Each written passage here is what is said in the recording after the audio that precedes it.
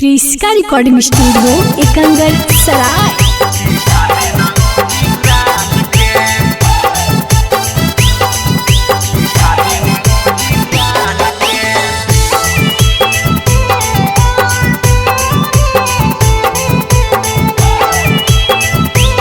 Presented by Kriska films. कबले जोगा के रखमी के छहुड़ी अपन तोहू समान के, कबले जोगा के रखमी के छहुड़ी अपन तोहू समान के।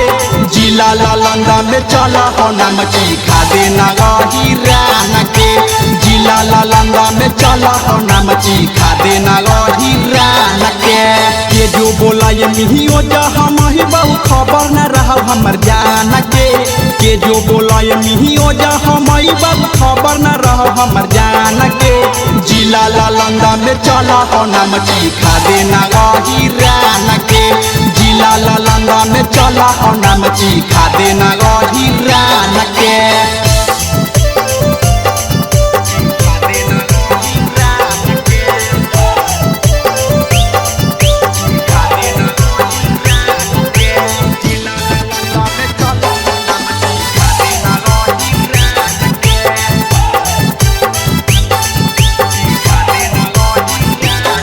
एक बार मजा तू पैमी गे छहुड़ी कहमी एक बारी आऊ, दो चारे या दिन बीत जही तहू देवे लगा मिली तहू भाऊ।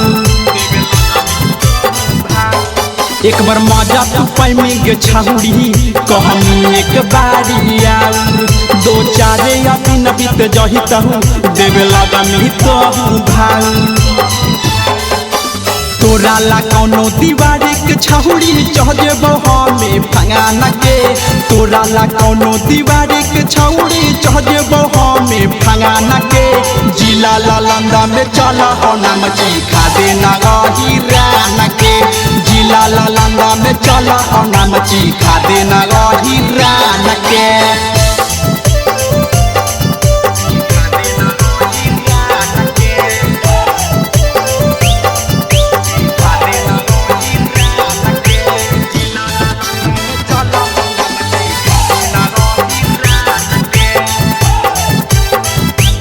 रिकॉर्डिंग स्टूडियो एकंगर सराय। कैसे कही आगे छहुड़ी लेना बतिया तू मान, हमारो संगे या तोरो ऊंचा हो जाई तौ खानदान।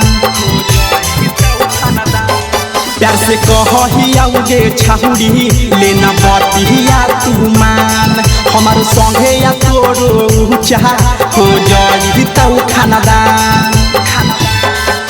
राइटारा राहुल डीजे या कुनदन रहा हो सीना तांगान के, राइटारा राहुल प्रेम से या प्रेमी ही रहा हो सीना तांगान के।